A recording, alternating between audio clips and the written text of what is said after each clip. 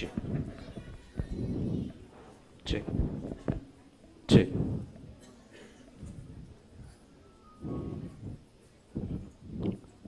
Check. Well, a very good afternoon to one and all present here. Before we start the second episode of SBV Knowledge Tree, I would like to request you, all of you, to rise for our SBV anthem, please.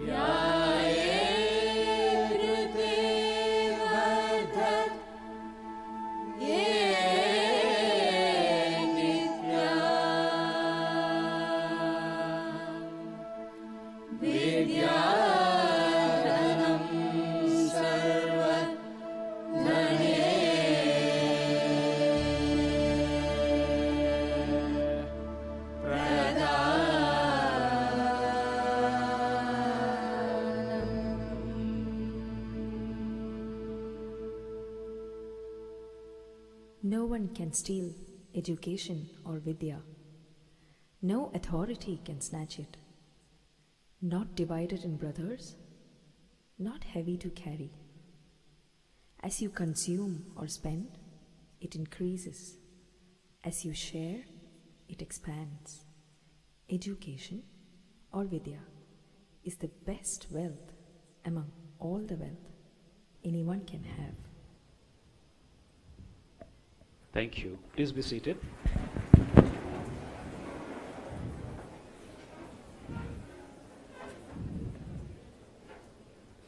Those who are standing there, they can come here. There are a few seats. You can please come and sit here.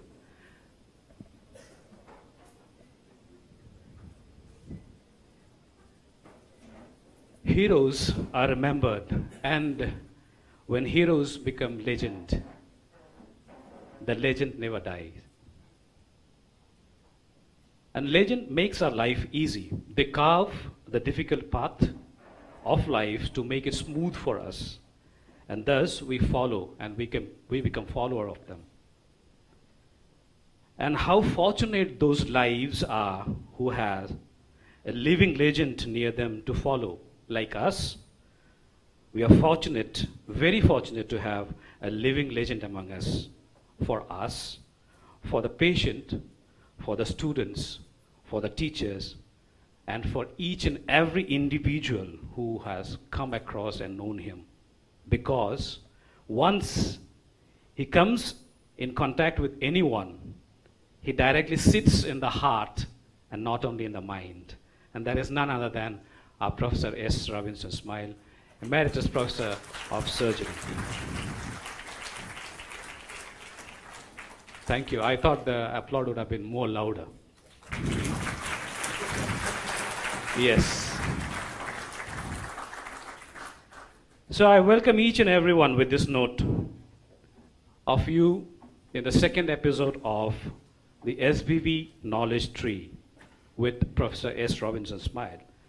The SBV Knowledge Tree is an initiative and brainchild of our Honorable Vice Chancellor, Professor Subhash Chandra Parija, and the first of its kind happened in the month of December. That's on 19th of December, 2018. And that was a third Wednesday. That means every third Wednesday of the month is fixed for this program, afternoon.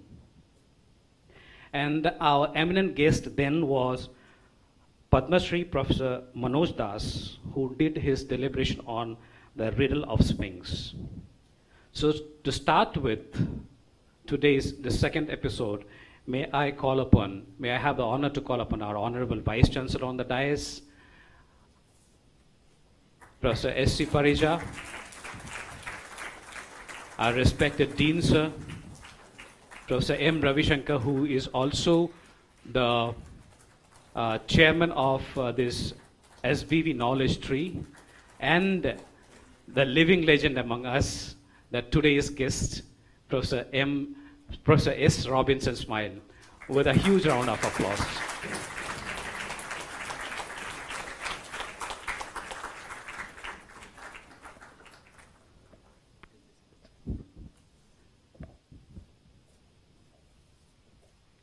To start with a glimpse, let us have a video, a very short video, which has been prepared by some of our students and one of the SR of Surgery Department. Please. I think a day will not suffice to narrate about Professor Robinson's smile. Dr. Robinson smiles. Dr. Smile. Dr. Smile. And excellent human. As a teacher, is the most complete person. I stopped respecting him, started worshipping him. Thank you. So why your name Smile, sir? Is there a reason behind it? I don't know. Many people have asked me why my name is Smile. I don't know, there's something peculiar or funny about it. In the PG programs, I have been watching him, and even at this age, he has been very dedicated and spent most of his time in the afternoon to teach the postgraduate students. In your non-working hours, which is your happiest time, sir? Tennis I enjoy because then a lot of my friends come and I really enjoy. You really like spending time with your friends? Yeah. Your favorite place in Pondicherry, or which is your favorite hangout place with your friends?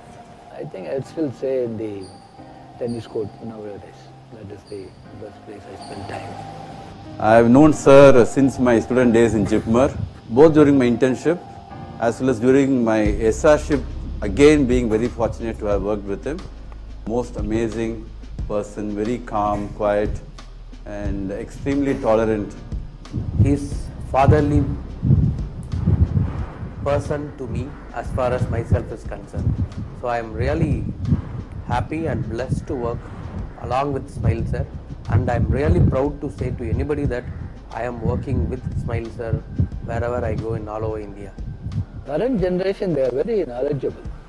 They are very, probably because of the advancements in the technology and all that. In the medical field is concerned, they should concentrate more on the clinical examination and findings, and rather than depending on the equipments or other instruments, diagnostics.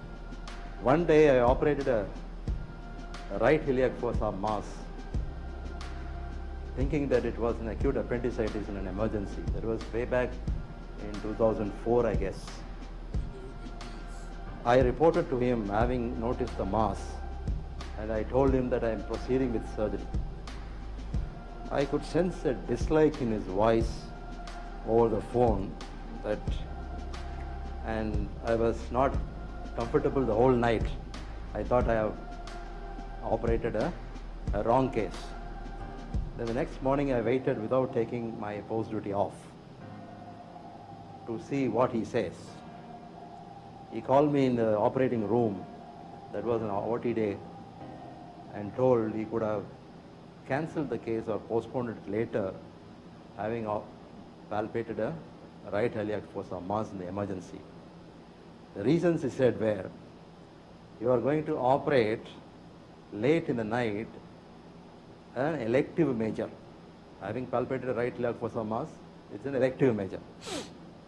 And you are having inexperienced junior assistants, a junior anesthetist, new staffs, fatigue and tired OT team at that time to help you with a major case. Bleeding of the patient. He may be having a rare blood group which is not available in the hospital or nearby. He may require a ventilatory support because of a long duration of surgery. So all this he could have avoided if he had postponed it for the next day, because it is not a dire emergency. Even after giving a spinal, We can always observe the patient in the post-op and let him come out, work him up thoroughly and take for a proper surgery in the elective list. Finally, he said a word. For all you know, the biopsy will turn out to be an inflammatory mass. That really struck me very deep. So the patient recovered, but I was after the biopsy report every day to the pathology department. You know what? I was expecting ileocecal tuberculosis or a malignancy causing obstruction, but the biopsy turned out to be an inflammatory mass. That was an eye-opening day for me. I got a very strong message, and from that day, I stopped respecting him, but I started worshipping him. Thank you.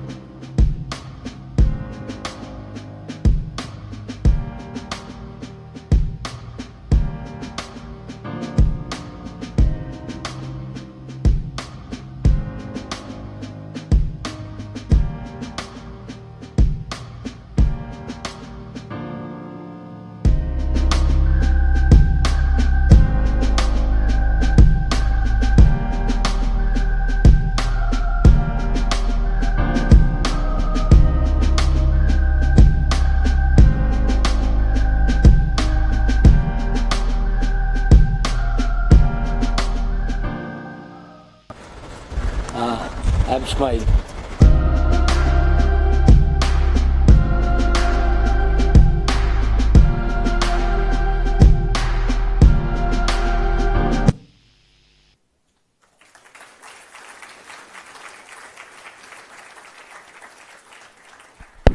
Check. Am I audible? Well, those were a few pictures which have been put up. We try to dig in more memories of Smile sir, but he refuses to give. We'll try to find out from the questions and answers. And some of the pictures were when he was honored with the Brihaspati Award and Lifetime Achievement Award. We didn't get that picture from JIPMA, but we have that from MGMCRI. So that's a Smile sir in gist, more to come. Next, I would like to request our Honorable Vice Chancellor to felicitate the gathering. You will use the podium, sir? Yes.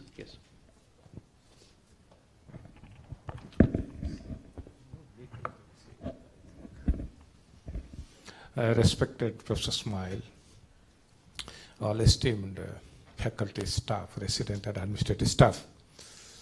I know Professor Smile for more than last 35 years since I was in JIPMER. I see him as an excellent clinician, and we are really proud of him. I was proud of him at JIPMER. Now I'm proud of him at Shivalaji Vidyapith. He's one of the few rare faculties with strong combination of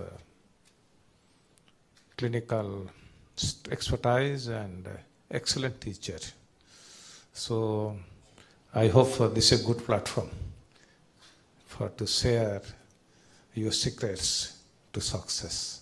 Thank you so much. I'll ask few questions after your talk. Thank you very much. Now,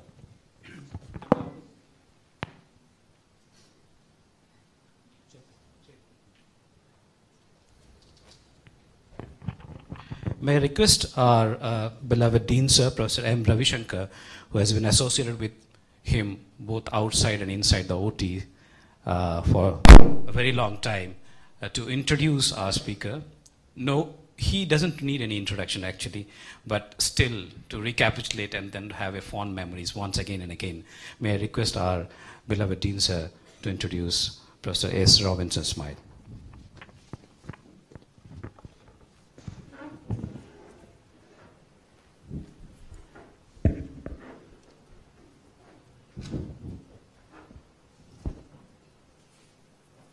Do I need this paper? I do not know.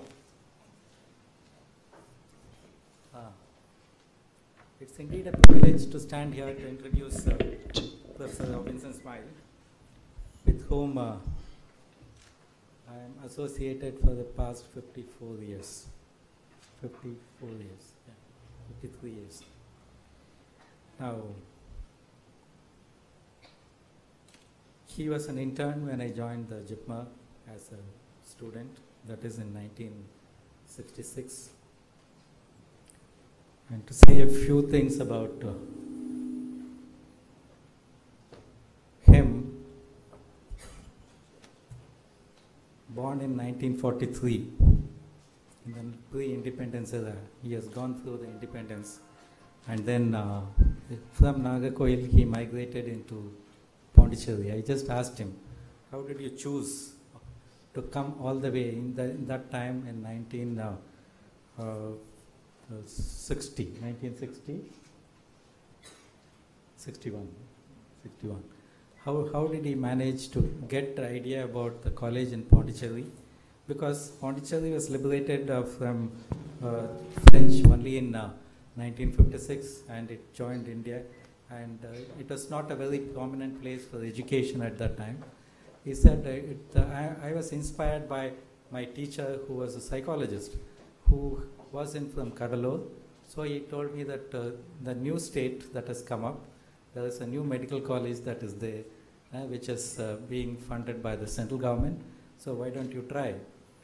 So he came all the way here, though he got a seat in Madurai Medical College to do his MBBS. He came all the way here because he got a seat here before they announced the result for Madurai Medical College. So all of us here are lucky that he made the decision to come to Pondicherry and settle down in Pondicherry and in JIPMA for so many years, and now in Mahatma Gandhi Medical College for the past about 16 years.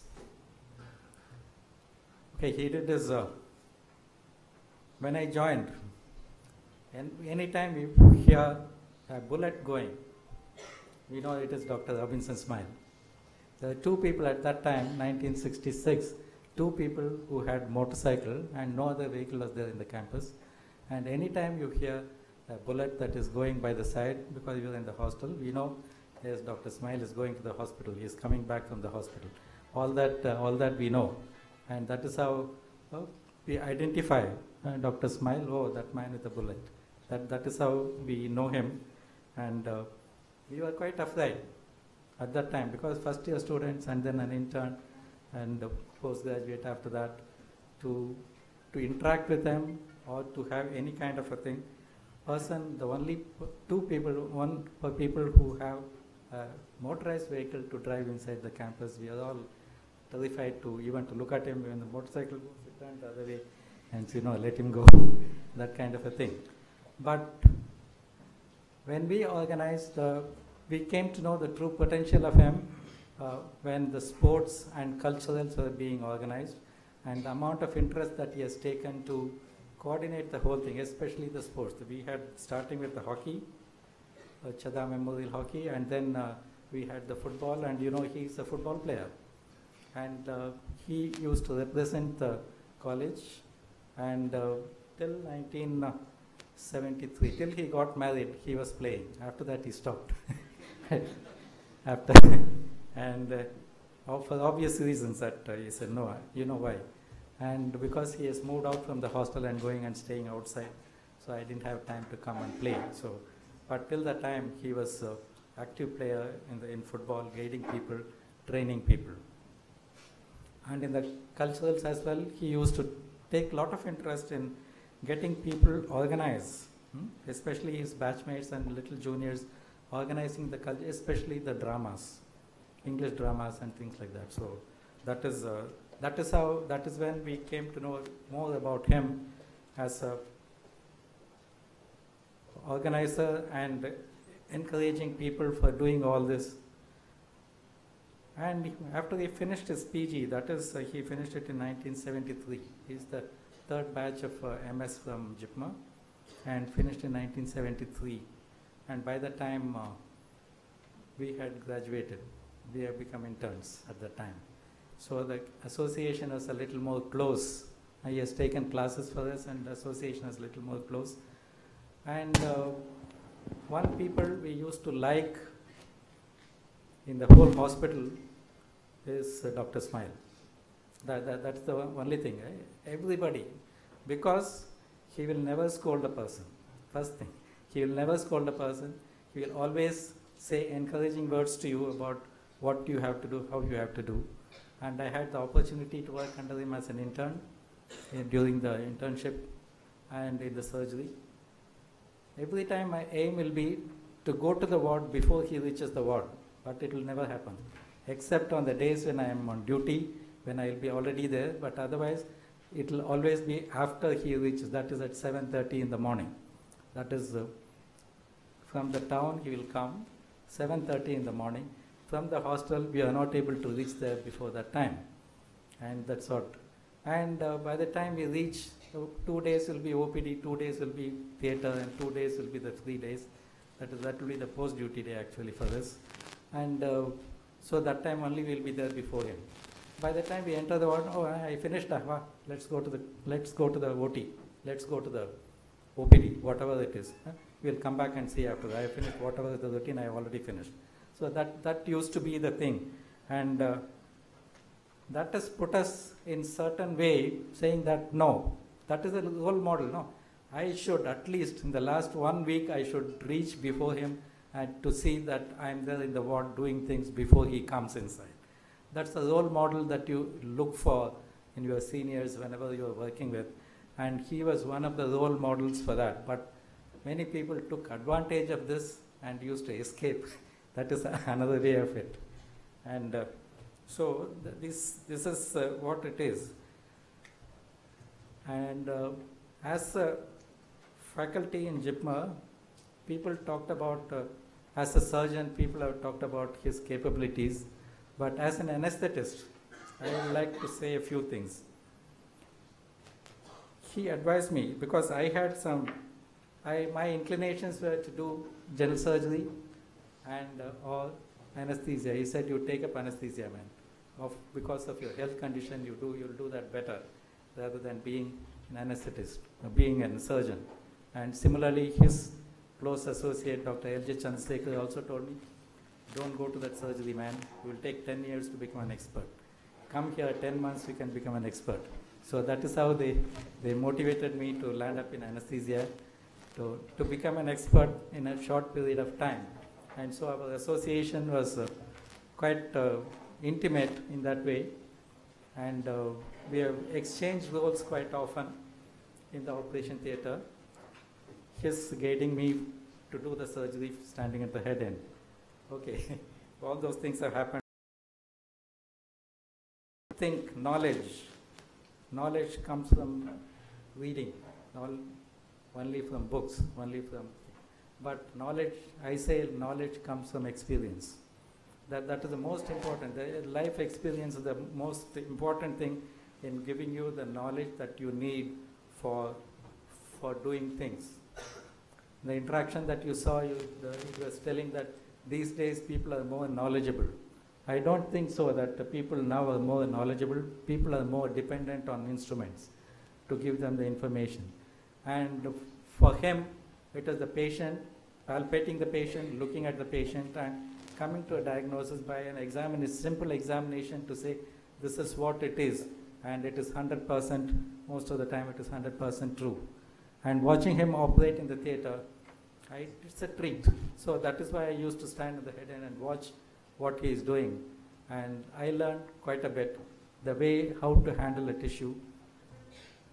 When somebody else is doing something wrong, he will not tell them, he will not scold them, but he'll quietly do the right thing. And the other person will not even know that he is being corrected at that particular time. That is what is the quality, and that is what is the knowledge that he transferred without talking, just by doing things and taking over at the time when it is needed and leaving it back to them. It is not that take over completely, leaving it back to them to do things, to correct it whichever way it is needed. So, and he is instrumental in me coming here again. After he came and joined in Mahatma Gandhi, he said, why don't you also come? Though I am not for retirement at that time, he told me, you come over here and we'll work together. And that is how I came. I took a voluntary retirement and followed him here into this hospital and I'm here with him for the past 15 years now, 14 years in this particular hospital. What made me come out from a place where it is well established and everything is there to come behind him? Because he's a surgeon, he called me here. It is not for the practice, it's not for making money or anything. It is precisely the quality with which you work, the conscientious with which you look at the patient and treat the patients, and see, that is what make you follow a leader. So I followed him as a leader. He's calling me, you come over, we'll work here together. And I didn't have a second thought of it, and I submitted my resignation there and came and joined in this place along with him. And I have enjoyed, he is also, I suppose, has enjoyed working together in this atmosphere for the past few years. And as you saw that he has been awarded Lifetime Achievement Award by the IMA, from JIPMER, from the, here also he has got quite a few awards, all of you know about that, one from the alumni, one from the management, all that for his eminent work that he has done, and he is continuing here as a emeritus professor since 2013. Not only that, he has been appointed by the government of Pondicherry as a member, representing Pondicherry as a member of the MCI in the technical committee, and later the member of the BCI Award Committee for selection in the MCI board. He has a lot of publications both in national and international journals, and also has written a book on indications for lower extremity amputation in diabetes. That most important aspect of it. In spite of his age, he is 74 now, 70, 76, 75. Now, still he goes and plays tennis. The beauty of that, you saw the picture taken recently, he still goes and spends at least about an hour and a half playing tennis in the evening to keep himself fit. So that is one thing that I still admire, because I am not able to get into the sports at all for the past 50 years. Okay. And with these few words, I leave it to Dr. Robinson Smile to talk about his successes, his success stories, and his experiences in life, which will be useful to all of us. Thank you very much. Thank you, sir.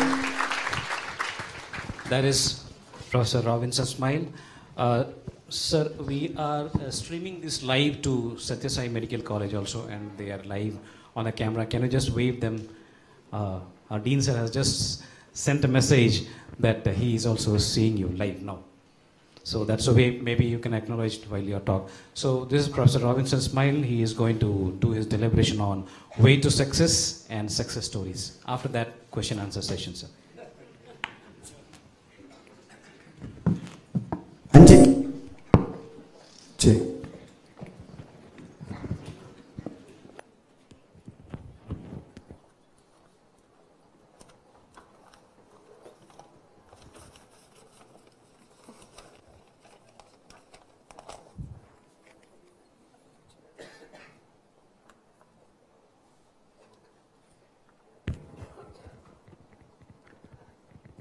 I am indeed honored, very much embarrassed.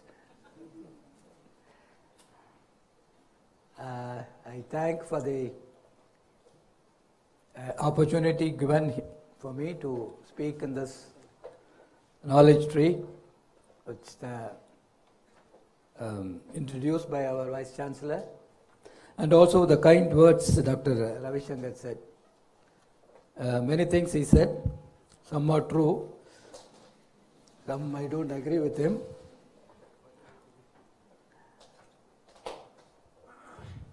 My dear students from 3 constituent colleges, sorry I have a sore throat, voice maybe. Faculty from all the 3 colleges,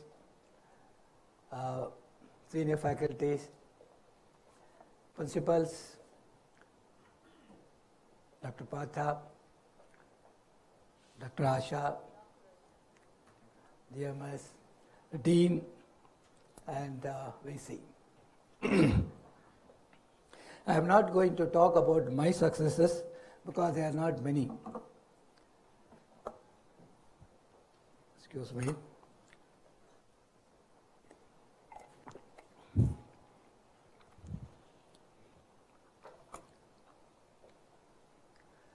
Success is the most popular word in English.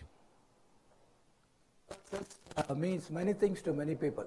Some people say it's money, some people say it's a fame, or position, or whatever position it is, political or whatever otherwise.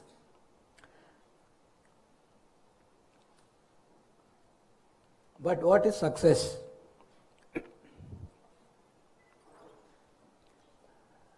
Some people can achieve success, some people may not. But if you ask anyone, everybody wants success.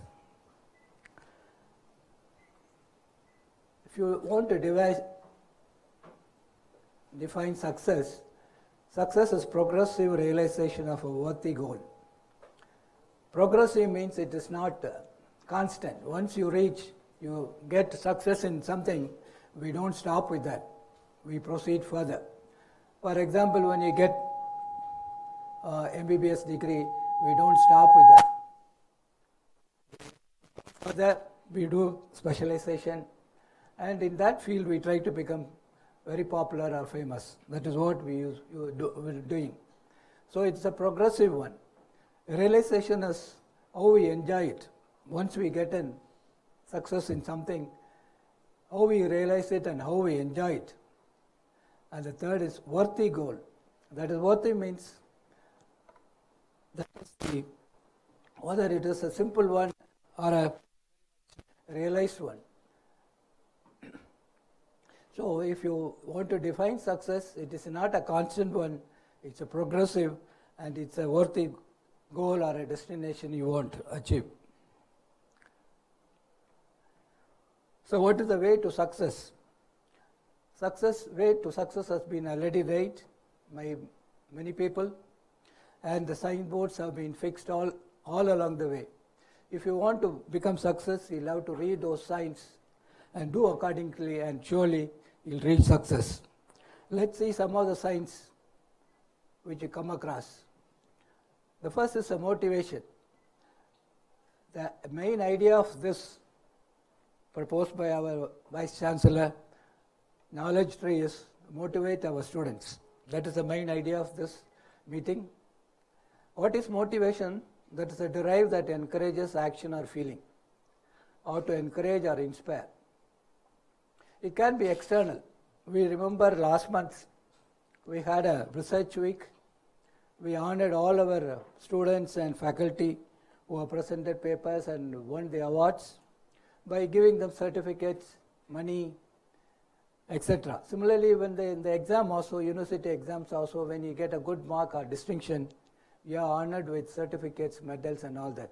That is to encourage you to become more and more in achieving better results. But this external motivation is only temporary. It's just like having a carrot in front of a donkey. So this movement of the donkey depends on 3-4 things. One is the load in the cart. Secondly is how the donkey's stomach is filled. It is empty, half or full. If it is very empty, again it cannot walk. And it is full, again it won't walk, because there is no motivation for it. And it has to be kept half full. Then only a donkey will move in front. The third thing is depends on the amount of carrot available in front of the donkey. So this external motivation is only temporary, and it stops once you stop the incentives or money, whatever you are giving it. The internal or self-motivation is a lasting one. It is something like a fire, and you have to fuel it continuously. And the fuel is either belief or faith. And the internal motivators are recognition and responsibility. If you remember, last year, the organizing batch did very well. Every time they did achieve some success, the dean used to recognize them and give them more and more responsibility. That is what it goes on. It's a motivation from inside.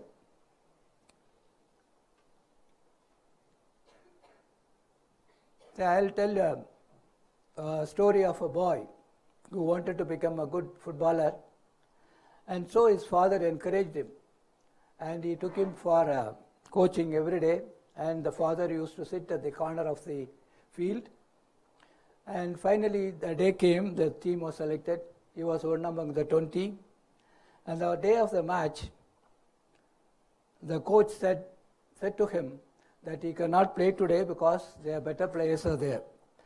But the boy pleaded with him and said, today I have to play. I'll do definitely better. I'll bring laurels to you. We'll definitely win this match. Finally, the coach agreed and he allowed him to play in the first 11. So the boy played so well and he got 3 goals and the match was won by that particular team. Then at the end of the match, the coach asked him, how could you do that?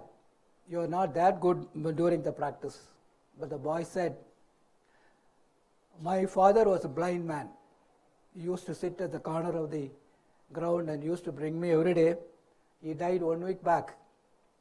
And he is sitting in the heaven and he is looking, so for the first time I am playing. That is why I could play that. That is the internal motivation. That's what our beloved former President Dr. Abdul Kalam said, the bird is powered by its own life and by its motivation. No one can motivate until you motivate yourself. The second beautiful word in English is attitude. Luckily, attitude is one, how we react or feel when you come to face with an obstacle or with a trouble, how to manage it. Luckily, the attitude can be changed because the attitude comes during the childhood. So if you are a negative attitude, you can always change into a positive attitude. That is why it is said, human beings can alter their lives by altering their own attitudes of mind. And also, the attitude is the foundation of a success. I would like to quote a small story from the Bible, David and Goliath. The Israelites and Palestinians used to fight even those days constantly, and once they pitched against each other, a valley in between, and there was a Goliath was a big man, he was a giant. He used to come up every day and talk to the Israelites. One of you come fight with me, why all the soldiers should fight and die. So every day it was going on, no one was willing to go and fight with him, he was too big to fight with him. One day, David, he was just 16 years old, he came to see his brothers in the army. He was an Israelite. And he stayed with them overnight, and the morning when he got up, again the same thing came. Goliath came out and shouted at them, so one of you come with me and fight. Then David asked, why don't you one of you go and fight with him? Then they said, he is too big to hit. Then David said, he is too big not to miss. Then the story is, he hit him with a sling and a stone, and finally he killed him. That is what the attitude he had. He had a positive attitude. And remember, negative attitude always is a stumbling block. So what are the steps to change the attitude? Look for the positive. Morning when you get up, you're good for the good things happening around you. Again a story I'll tell you. A hunter bought a dog, very trained dog. The dog can walk and run on the water. So he used to take that dog for hunting, and every time he shoots a duck, the dog will run over the water and fetch it for him.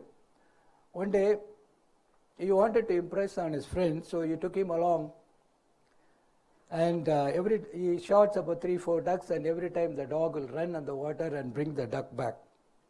So on the way back, he wanted to ask his friend about the impression of the dog. So his friend thought for a moment and said, oh, finally the dog cannot swim. That is what the attitude he had.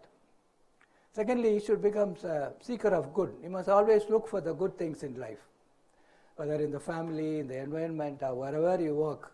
You always look for the good things and do things at the right time. So whatever thing comes into you, you must do it on the right time.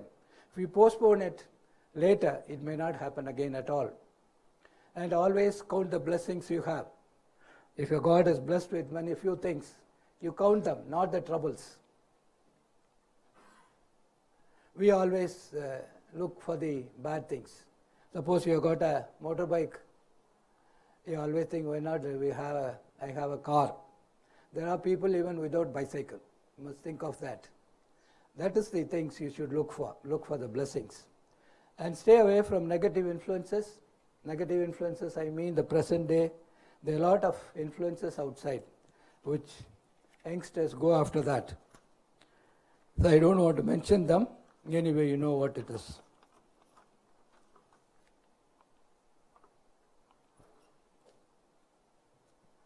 There is no substitute for hard work. The next sign you get on the road is hard work.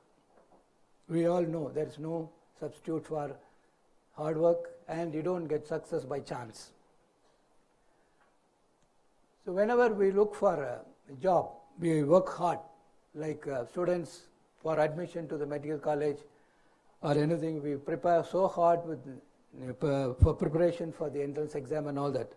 So after joining the college, so you find out how little I can read to pass the exam. You don't ask how much to read. Similarly, when you look for work also, you work very hard to get a job. After getting the job, you ask how little I can work. You don't ask how much I can work. You don't want to work beyond the scheduled time. We must know that if you don't work, you don't get any award at all. So it's that Milton started every day 4 a.m. to write his novel Paradise Lost. Noah Webster took 36 years to complete his Webster's dictionary. These are examples for the hard work. I'll tell a story of this great man, Booker T. Washington. He was a slave by birth. When he was released from the slavery, he wanted to educate himself. He was very, very keen to learn. So he went to Hampton, Virginia, and found out that he has to pay 50 cents he had to join the school. But unfortunately, he never had any money at all. So he went back and worked as a laborer in a boat which was unloading. So he every day used to get some money. He ate little and slept on the floor. And by the time the work was over, he could earn 50 cents. He came to Hampton, Virginia. There was a school for colored children. So when he went, they heard the story. And the teacher told him, one lady was there who was in charge, and told him he'll have to undergo a test. What was the test? He said he cleaned this room, which was all drugs, everything was there, very dirty room. And she went away. This Washington cleaned the room, every inch of it 4 times, and every nook and corner of the room. And when she came back and saw the room, she said, enter the college. He became a very good orator. He rubbed elbows with very great people, both white and black, kings, scholars, and he established a technical school for the colored. And this was the second photograph, is the one, the 50th anniversary of that school. The hard work, because of the hard work he did. One day a biology teacher was trying to teach the students how from caterpillar butterflies comes out. So actually he wanted to demonstrate. He took a cocoon and put it in a glass dish and told the students, you wait here, wait for 1 or 2 hours. You can see the butterfly coming out. But he said, also told them not to touch, not to do anything. So it happened after some time that cocoon started breaking slowly, and the butterfly inside was struggling. So one of the students took pity on the butterfly and broke it so that the butterfly could come out. But what happened was the butterfly came out and died. The teacher came back and asked him what had happened. So the boy told him, I tried to break that. And then only the teacher told him, the butterfly has to struggle hard to open the wings. Then only it can fly and live. So if you have to become successful in your life, we have to struggle. You know our former president? He was, everything, in his school days, he was so poor, he had to work as a paper boy. And because of the school, he couldn't attend. His scholarship was about to be cancelled and all that. But he came out successfully, and after that he became our president. And he said, we should not give up and we should not allow the problems to defeat us. That's what we'll have to do, struggle again and again to come up in life and become successful. This photograph is the one he visited us in 2012. He came here to motivate our students. He was interacting with us. That was a habit he had towards the end, visiting all the institutions, interacting with the students, and motivating them. I had the opportunity to shake hands with him when he came. The next sign is the failures to success. Every time you fail, we always go back. We are disheartened. But successful people take it as a step forward. They call it a failing forward rather than it's a stumbling block. All success stories are of great failures. I'll show some of them. The first one is an Abraham Lincoln, He lost election 4 times. He started standing for election at the age of 26. And 4 times he lost. And 49 he stood for vice president. That also he lost. And at last in 52 he became a president of US. And he had business failures in between. And he lost his sweetheart also in between. In spite of that, with a struggle he became a president of United States. The other person is Thomas Edison. We all know him for his invention of the bulb, electrical bulb. But he failed 10,000 times before he could develop the bulb. What he said was, I have not failed, I have just found 10,000 ways that won't work. The other quotes are, our greatest weakness lies in giving up. So every time we also do it. When we come across a failure, we try to go back. We are not persuading it. The most certain way to succeed is always to try just one more time. Genius is 1% inspiration and 99% perspiration. The next person I would mention here is Henry Ford. He failed 4 times. He was a mechanic. And in his first car also he failed to keep the reverse gear. But we know he later became the owner of that famous Ford company. The next sign is you must to become successful, you'll have to set your goals. Goal may be dream, as our former president used to say, or a destination. If you don't have a goal, it's something like this. When you don't know where you are going, any road will take you there. Suppose you want to go to the junction of the Indira Gandhi, and if you don't want to go anywhere, you can take any road. But if you really want to go to the beach, you'll have to turn right. That is, set your goals. How to set goals? SMART. It is called SMART. It must be specific. Like, I want to lose my weight 10 kg in 3 months. Or must be specific. Like what we have now planning, international conference. We have planned, we have set a goal. In the 6 months' time, we want to have a conference. In the 2nd month, we must send the first circular or invitation. Like that. It should be measurable. If you don't, it's not measurable, you cannot proceed further at all. And the third one is, it should be achievable. You cannot just say, I will lose 30 pounds in 15 days. It's not achievable at all. So you must set your goals in such a way that you are able to do it. And realistic. It should be time bound. That is, I lose 30 pounds in 3 months or 6 months like that. It should be time bound, as we are planning for the national conference. You know, Zania, she wanted to become a big, great tennis player. She started her career, started training in tennis at the age of 6. 16, she won, junior Wimbledon she won. And that time everybody said she's a one-time queen. And subsequently when she continued with the tennis, many people said, why she want to become a Martina Hingis? But because that time Martina Hingis was a number 1. But you know, later she paired with her in doubles and won 4 Grand Slams, and she became number 1 tennis player during that period. And when she was interviewed about 2 weeks back, it came in the Hindu, she was asked, now she's a mother of a child also. When I won 1 Grand Slam, I wanted to win another. That's why it said, success is progressive. That's the way you reset the goals. So you set another goal further, and I would die. It would kill me if I did not try. That's what she said. That is the setting your goal. Then only you can go further and achieve success.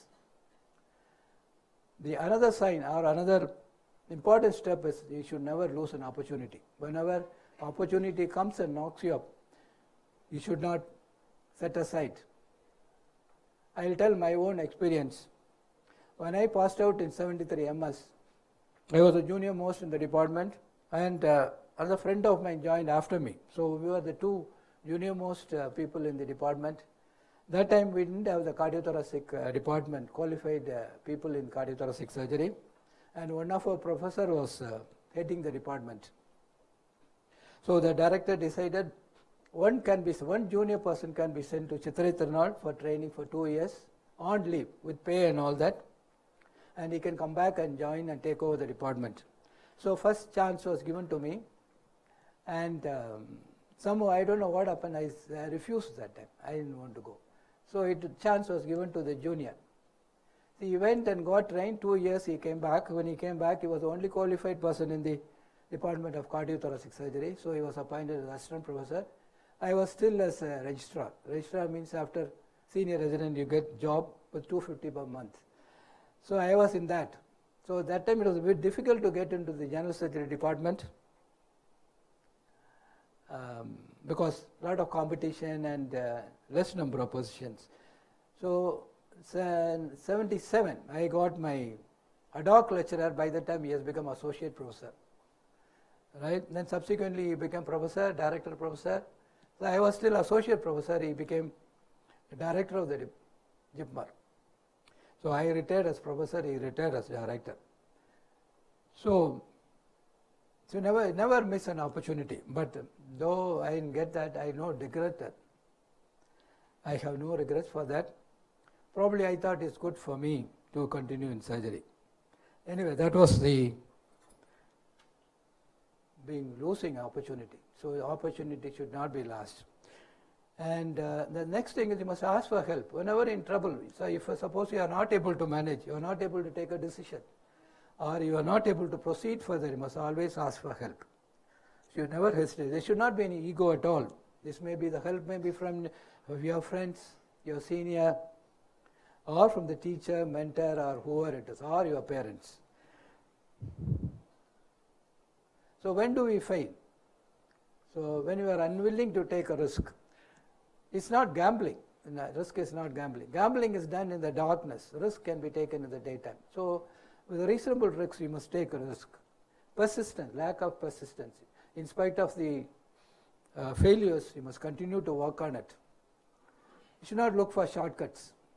See, quite often we try to get things done in a limited period or paying something or whatever it is.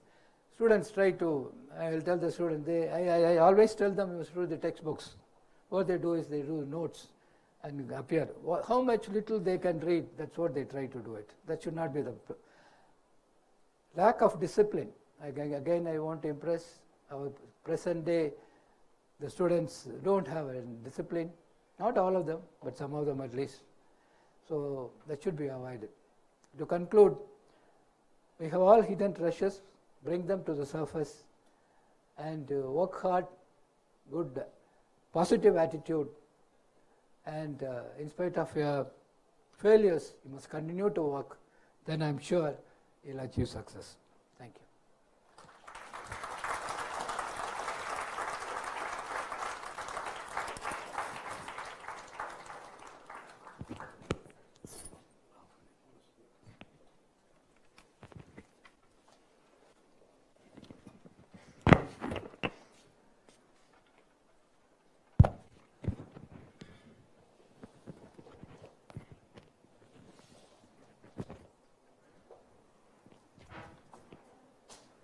Check. Thank you very much, sir. That was quite inspiring, and we would say the suggestion by our Vice Chancellor to you be the guest for today's episode was very, very appropriate, and we always get inspired just by looking at you, and today your talk has definitely saw a lot of seeds in the young minds. Thank you, sir. Now this is time for posing some questions and then getting some answers from you. Are you ready for that?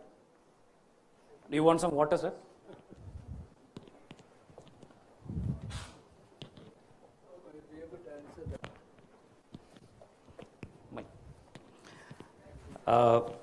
We'll start with our Vice Chancellor. Okay. So, Dean, sir, or shall I start the question? Okay.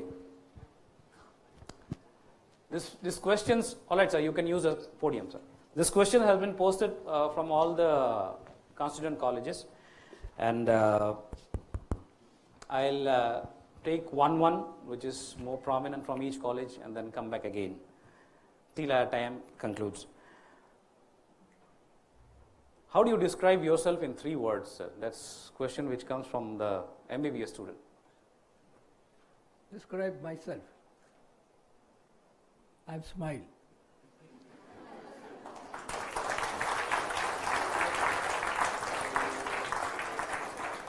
For an appropriate answer, I could understand why there is so much of positiveness in you, because your name is Smile, and I believe your brother's name is Joy. And there is a lot of positive energy inside your house, and you carry an aura, sir, obviously. Then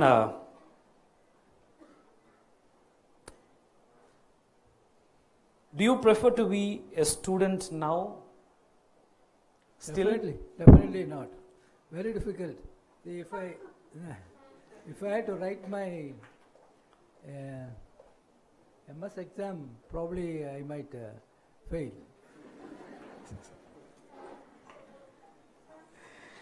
All right.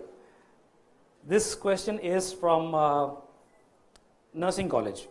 How do you handle challenges in life? Fortunately, I didn't have much challenges, even for my marriage also, right? And I'll tell you, my career throughout, we went on very smoothly. So I got, as he said, Ravi said, I got my seat in JIPMAR. So as soon as I finished my compulsory house surgery immediately, the next day I got my senior house surgery. That's what we used to do before our PG. And in between joining PG, I was given a post of medical officer post, because the director, we used to know him personally so well. He used to interact with us. Then after that, I got my PG, and immediately he gave me a job to continue as a registrar. It's equivalent to senior resident. Then I subsequently got jobs, and in fact, there is not even a single day gap between my different posts. And I retired in 2003 and immediately that was a 1 month time I spent at home. I joined here. So I didn't have much challenges. But if I have to face challenges, I'll take little time to analyze it, find out what the problem is, how can it be solved, whether I can do it myself. If I am not able to do it, I'll always ask for help from others. Then only I'll do it. All right. Okay. So, sir wants to ask or respond, sir? He wants to add something. Okay. Sir wants to Add something. See, there is no challenge for him because he knows how to handle it and he doesn't think it's a challenge. That's precisely what it is. There are a lot of challenges that were there in the operating field I have seen, and it was not a challenge for him, for it's a challenge for so many other people at that particular time, and it is a smooth sailing for him. Because of that is the character that Dr. Smile is. That is what it is. And he doesn't think it's a challenge to do that. That is what. No, even if I had some problem, I used to ask my senior. I have asked many times Dr. Anandakrishnan to come and help me. And in fact, sometime I asked Dr. Ravi on the other side. So when I remember one hemicolectomy, I was doing a resection. I was little doubtful about I did the anastomosis all right. But at the site of anastomosis, there was a little color change over there. Then I asked him, Ravi, what to do? He said, you redo it. That's how it was. So I took off the anastomosis again, resected some more, and then but I had a lot of confidence in him in the other side. I don't have to worry. Even if I take another 1 hour, 2 hours, it's not going to make any difference. So as long as he's there. I have done most of the major surgeries with him. Almost all the Whipples used to be the other side. So I never used to look at the monitor or anything. I just keep on doing it. If anything, he'll tell me, stop, then proceed. Well, that it used to be. So precisely what we get the idea is like when sir says that it's challenge for everyone and then it's not a challenge for you, it's like your plane is somewhere else. But when you tell something, we feel like how grounded you are. Absolutely applaudable, please. The next question comes from KGNC is how to overcome the negative vibes around us. Please suggest. Negative vibes. Negative vibes around us. All the negative energies which actually encircle us and then puts us back, not let us to go forward and achieve. How to?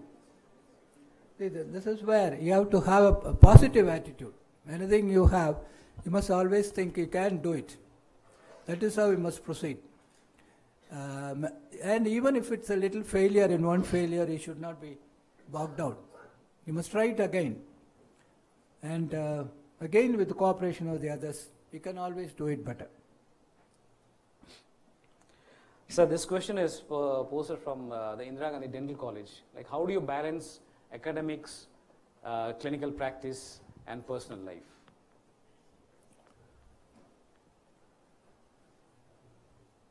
I don't know. It comes naturally, sir? It comes naturally? Yeah. I think all are, you have to treat all equally and do due respect to all of them. And probably in the personal life, I would like to sacrifice a little bit rather than doing it more. I think you'll have to be more patient care, like spend more time with the patients and students. That is what I feel, rather than spending little more time with the academics. One question from my side. Can I ask, sir? Yeah. Your bike then or your tennis? Both are equally good. My bike was, I still remember my bike number, 1056, right? PYS. It was the English bullet, it was imported one. And I got it to, and I used to love it. Every day I used to take it to the hostel, that the ground floor, Ravi must have seen it, ground floor, then wash it, clean it up nicely before I go to the room. That's how I kept it.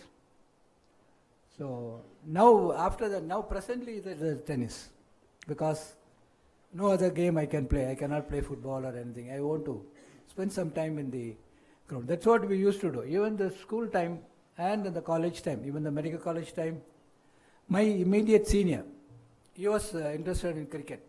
I was in football or basketball. So 5:30 when I come back, we both go out together into the field and come back at 6:30. That's what used to be the regular. Then I stopped playing, then I had to football, and then I changed to tennis. That's So you adapted to tennis later on? Yeah. So, would you like to share some memories, like this going to be a little more personal? Share some memories with a bike, like any special moment with a bike? If you wish to share, sir. Yes, of course. That's more precisely that, like. I know what you are hinting at. I have taken many people for a ride.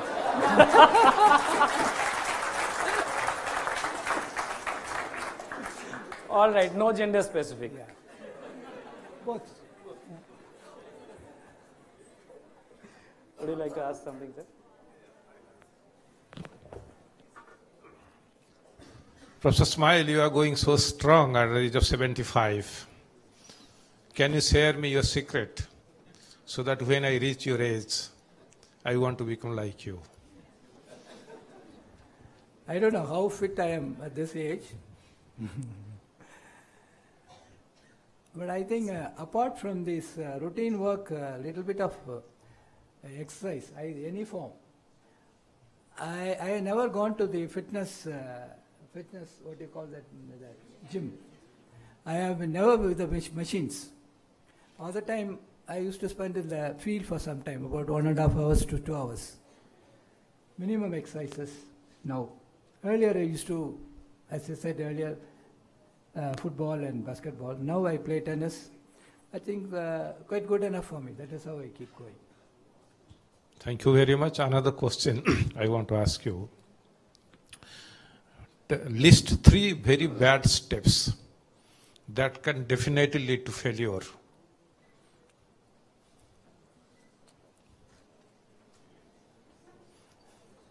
One, I think anything you do very hurriedly, without thinking what you are doing.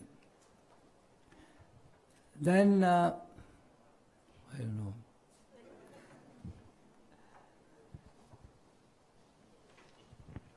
Secondly, missing a chance. That's again, missing an opportunity. And you don't do something at the correct time. The right time you should do the right thing. That is also I feel is the best. Yes, once again. Yes. Very much. Thank you. No problems. Thank you, sir.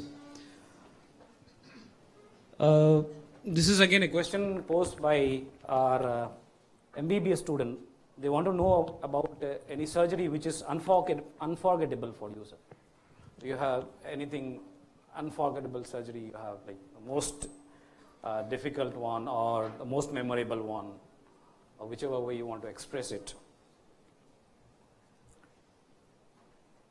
Surgery as such, no, I would tell my experience, not the surgery exactly. There was one student, one young man who got a head injury. He was the son of our senior people working in Jipmar. He was working in IT. He was coming back at 10:30 in the night, the Gorimedu Road, and he went and hit against a parked lorry. So the injury was in the middle of the face, and everything came off, and he was unconscious. Luckily, the people around him took him to Jipmar immediately. So it was in the night. So he was resuscitated, blood and all was given, and so immediately people have come. His company manager has come. He came with an ambulance, and he wanted to take him to Apollo immediately. And that surgeon who had seen, he wanted to do a CT brain immediately so that whether to operate or not. So the big dilemma was there. So they called me around 12:30. I rushed in within 5 minutes in my two-wheeler as usual. So I went and saw, I know something told me in my mind, that patient should not be shifted because he was not fit to be shifted that time, neither to Madras or even to CT. We used to get it in General Hospital in the town because BP was just coming up. He was unconscious, he was being ventilated, pupils were not reacting and all that. So I told them we'll wait till morning. Luckily, I stayed with him till morning. Morning, the BP had come up to 100. Then we took him, we went along with him for a CT in GH. And luckily, he didn't have any brain injury. We conservatively treated for 3 months. He was on ventilator. Except for small injuries, we sutured. And with the tracheostomy, finally he came around. After 3 months, he became very conscious and became normal and went. That was a very good experience I had. Probably if we had shifted him that time, probably he would have died either on the way to Chennai or even to town. Those people were working in CST. I remember one sister's son, and we managed him, and that was a great experience for me. Surgery as such, most of the majors have, luckily for me, it has gone on well. Some problem we had and we could manage them. And 1 or 2 failures they are there. I think one Whipple died on the table because of the bleeding. That his bleeding time, clotting time, prothrombin time is not controlled because the lab values were a little wrong. So he went to get surgery and he continued to bleed. No way we could control it, and he died on the table. That is one mishap happened. Otherwise, for me, luckily, things have gone well. Dean sir would like to ask you a question.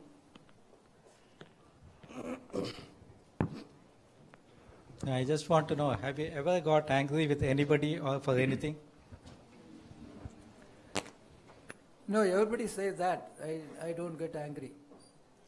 I think probably it was the influence from my father. Father was practicing in the Mission Hospital for a long time, and after that he came out also, he was practicing. I have seen him, and I have never seen him shouting at that. That is one influence I definitely say that influenced me not to shout at people. Even patients, after listening so many times, so many things he'll advise them, but they never listen and come back with the same problem.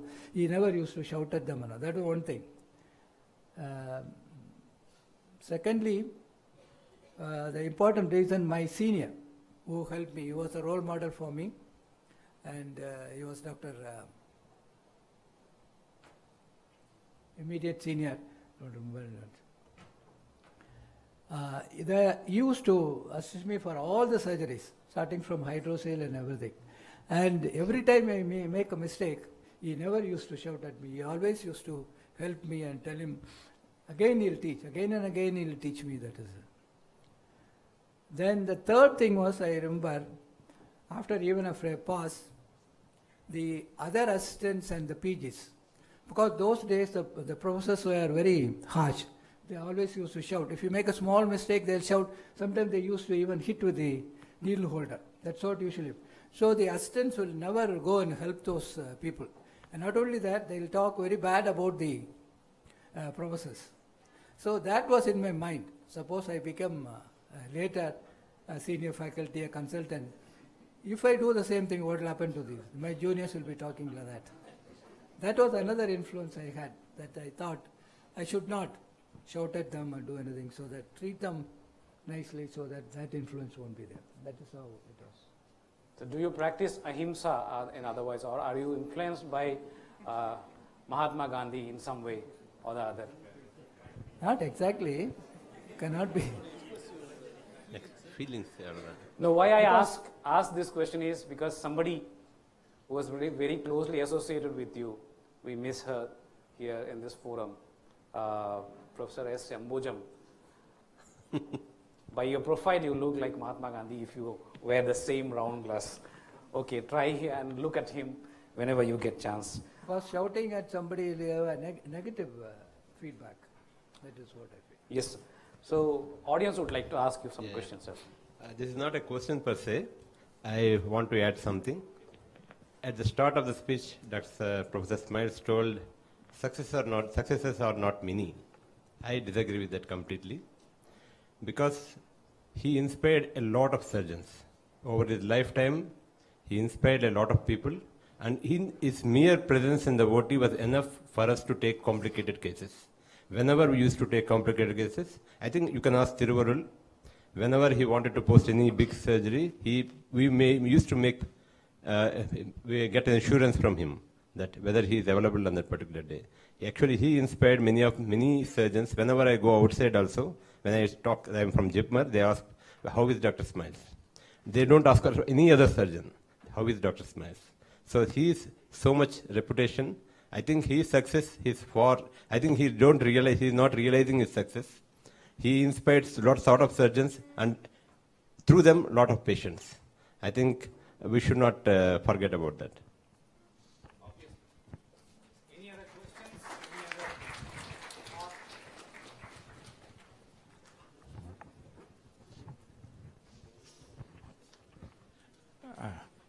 Sir, congratulations on your wonderful achievement. This has two parts to this question. I have heard that you were a very good football player, but I have never seen you. And I also, played, but I was something like, Stormy Petrel from St. John's. Anything wrong, I used to get mad. I have seen you playing hockey because... Yes, sir, you were there. Surgery department were there. How do you, manage that, being in a contact sports and then, not winning everything, but maintaining that same decorum and that, aura of that presence there in the OT, which I could never. Mine, it used to continue there also.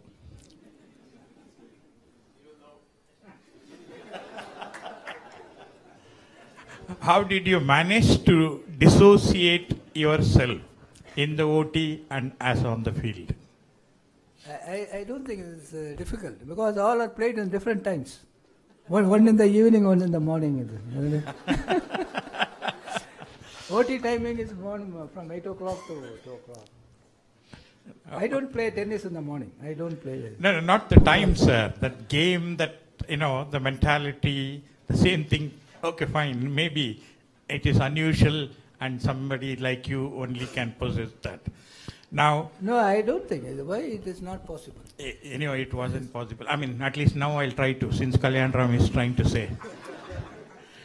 Now, how much sports has influenced your career growth as an individual and as a human being?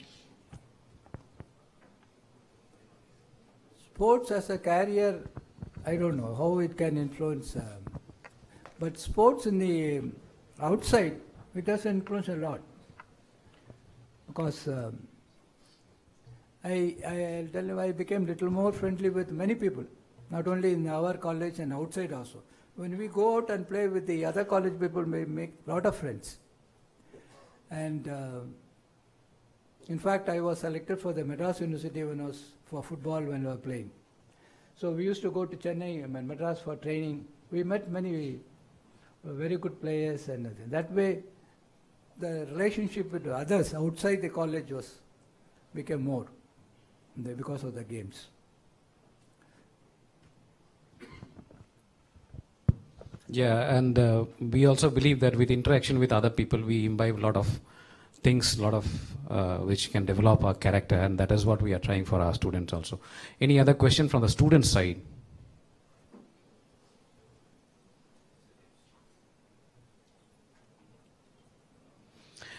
All right, if no questions, then we wind up this today's session. It was a wonderful session having you here with us, sir. Thank you very much for being with us. Thank you very much for accepting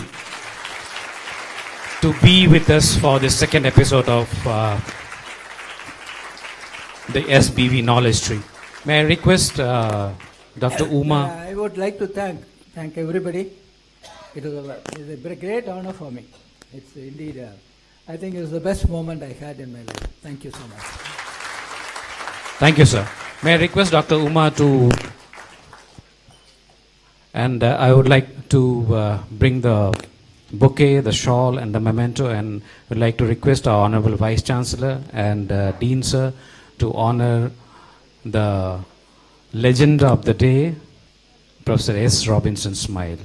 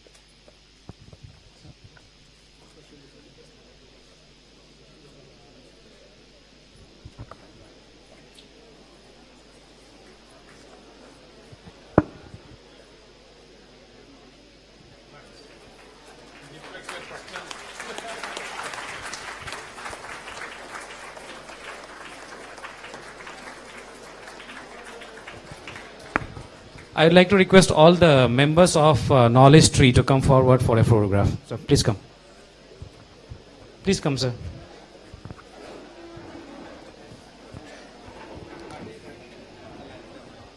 And I would request the audience to stay back for the national. This is not over till the national anthem is done. Please come, sir.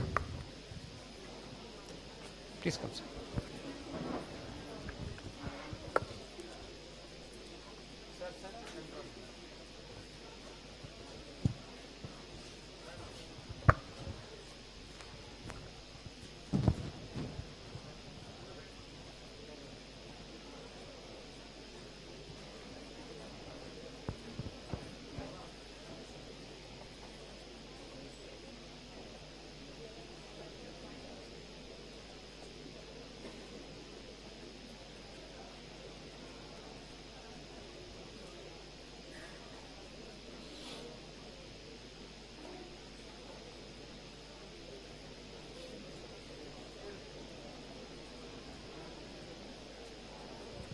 Thank you. Thank you each and every one of you. May I request everyone to rise for the national anthem.